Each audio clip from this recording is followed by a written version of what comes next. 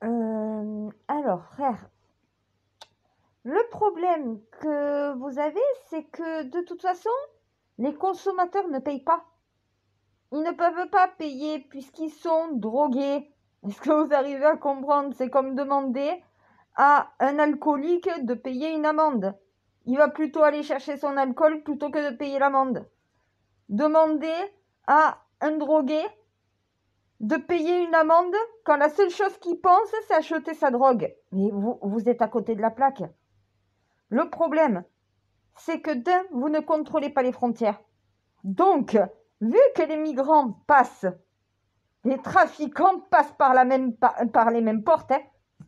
À un moment donné, je suis désolée, nos frontières sont du gruyère. Schengen ne sert à rien. Ça ne contrôle rien du tout. Mélanie, tu n'écoutes pas Macron ni Darmanin, tu contrôles tes propres frontières, ils doivent se démerder à contrôler les leurs. Il n'y a pas d'Union européenne sur ça. C'est pays par pays, tu dois assurer la sécurité de ton pays.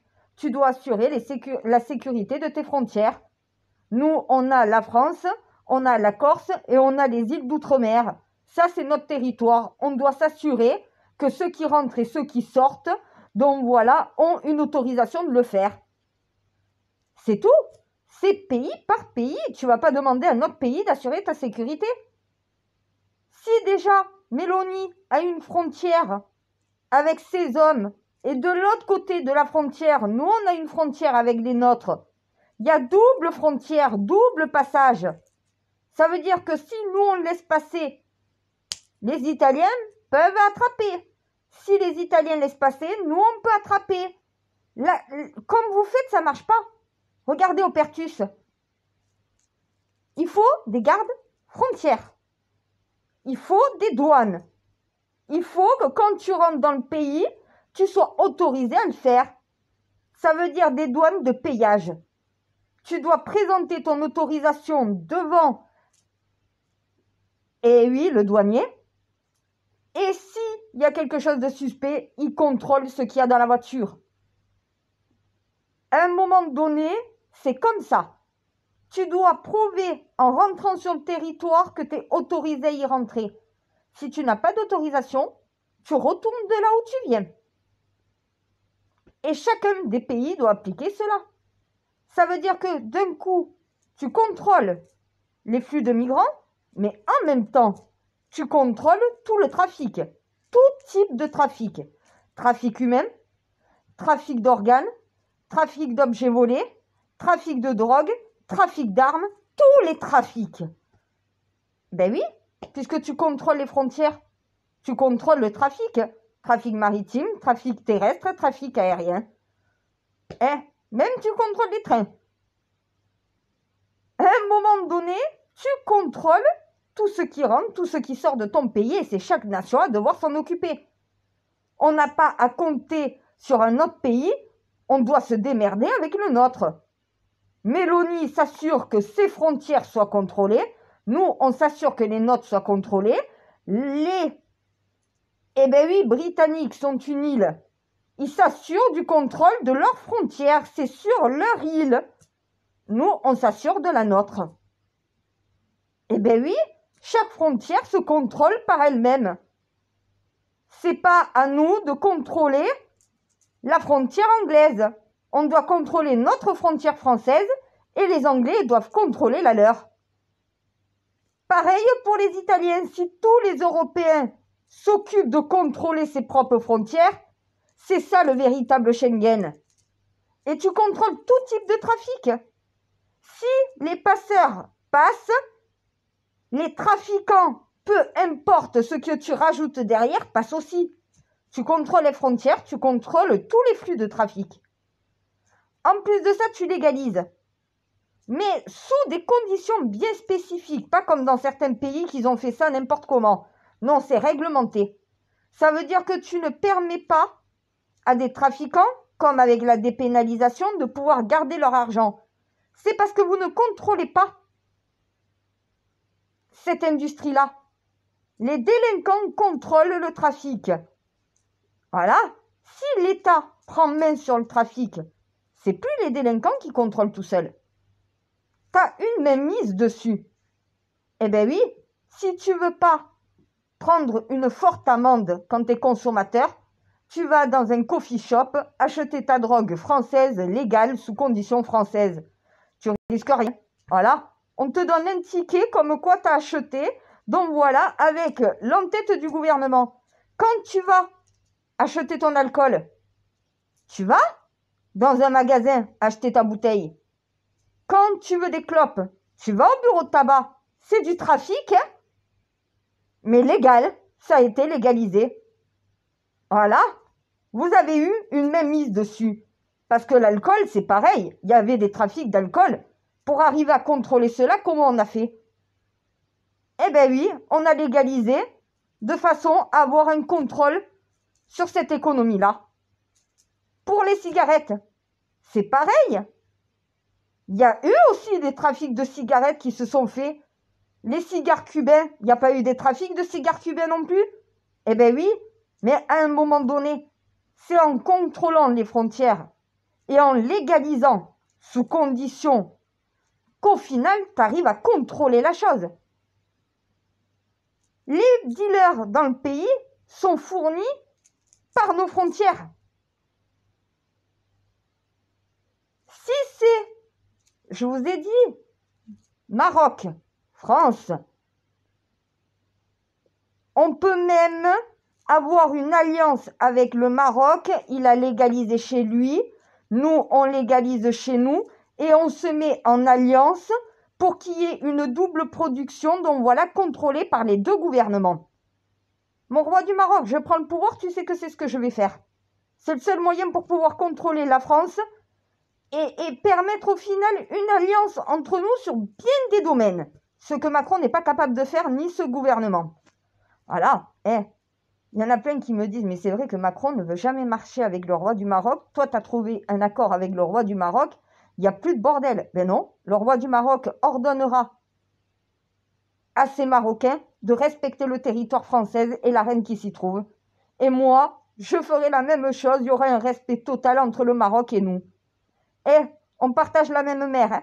L'Algérie, la Tunisie aussi, le continent africain, une partie de votre continent se trouve juste en face du nôtre. Juste en face, on est voisins, on est frères en plus. Sachant que les Français, avant d'arriver en France, sont partis de l'Égypte, sont partis de l'Afrique. Eh ben oui, à un moment donné, vous croyez qu'on est tous blancs en France? Regardez les Corses, regardez-moi. Je suis méditerranéenne, je suis blanche. Il y a des Corses qui sont presque noirs. Eh bien oui, à un moment donné, tout le monde n'a pas la même mélanine. Tout le monde n'a pas la même réaction face au soleil. C'est juste ça. Il n'y a rien à chercher de plus dans vos couleurs de peau en réalité. Il y en a qui m'ont dit, ma sœur, t'es la seule femme blanche que je respecte. T'es la seule femme non voilée que je respecte. T'es la reine de l'humanité. Mais il n'y a qu'une reine de l'humanité pour tenir ce genre de discours de toute façon. Sauf que ça a encore du mal à monter à la tête de nos dirigeants. Si tu veux gérer les trafics de ton pays, faut avoir même mise dessus.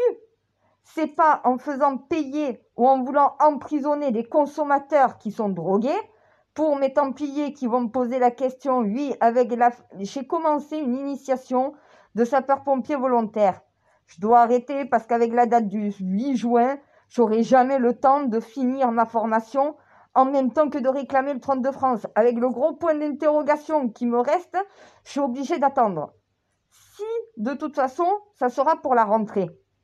Donc, j'ai le temps de voir les décisions que vous allez prendre. Voilà.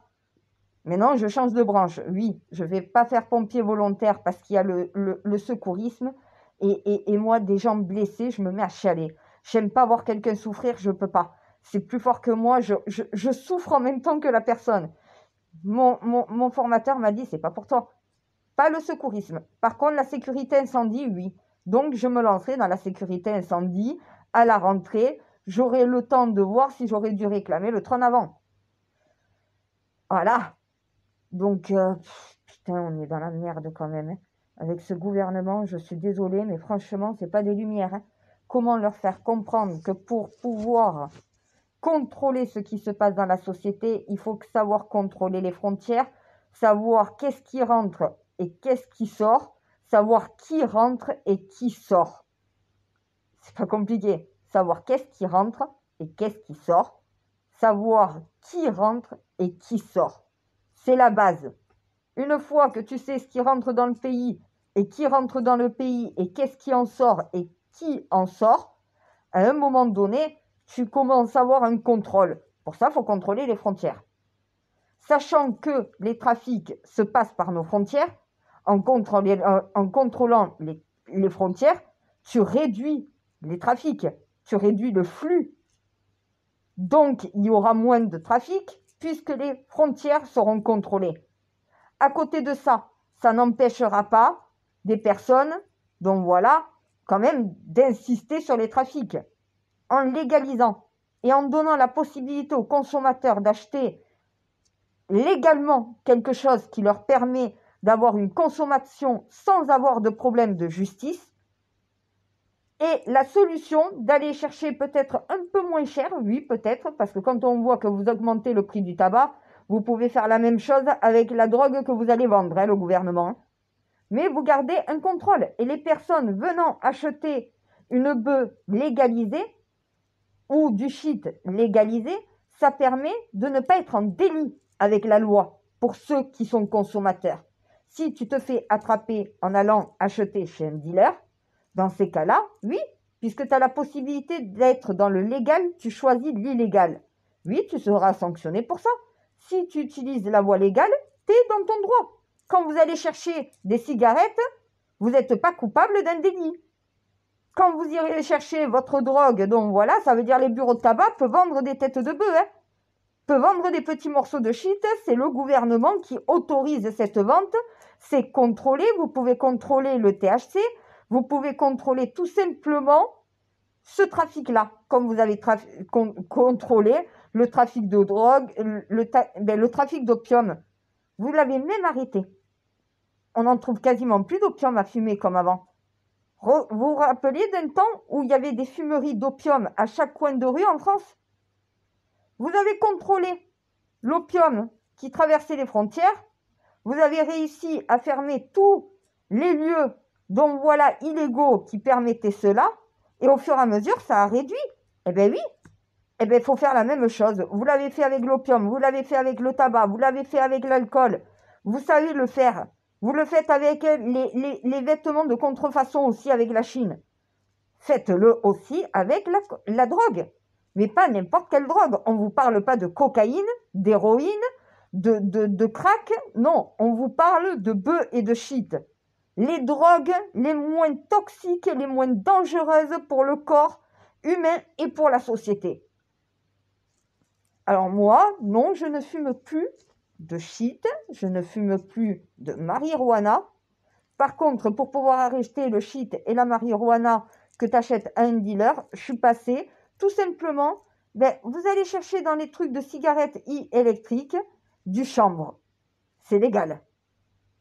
Ah ben, vu que le gouvernement autorise la vente en France de chanvre, ça veut dire que si tu consommes et t'achètes du chanvre, légalement, tu n'es pas en délit avec la loi, puisque c'est autorisé par l'État français de pouvoir en vendre sur ce territoire.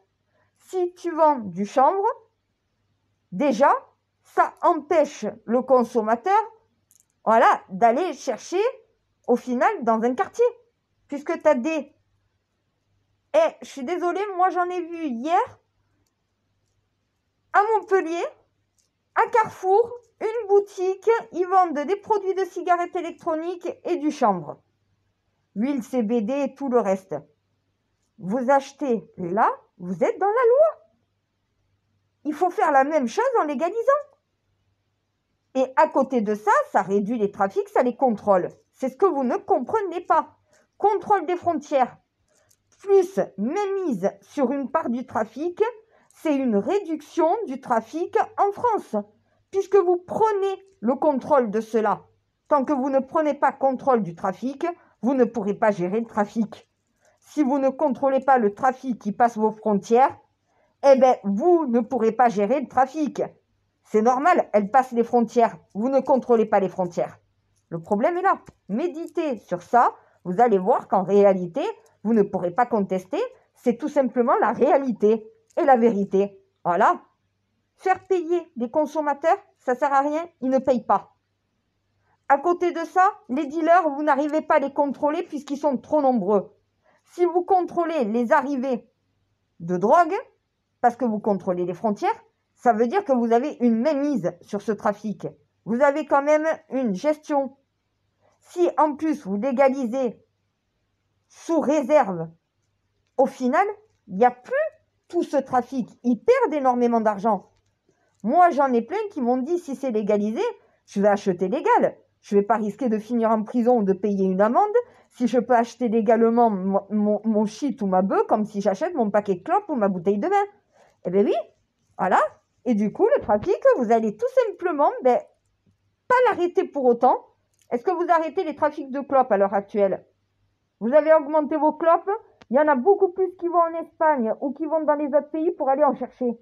Il y en a qui sont en Angleterre pour aller voir le couronnement du roi, qui vont en profiter pour prendre des clopes.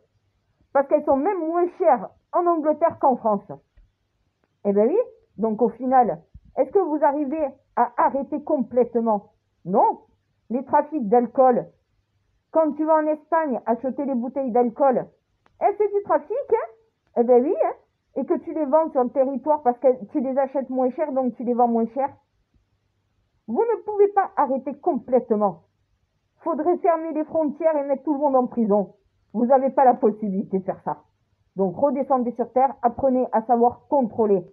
Contrôler les choses. Avoir une mainmise sur ce qui se passe. Et pas laisser tout se passer comme ça.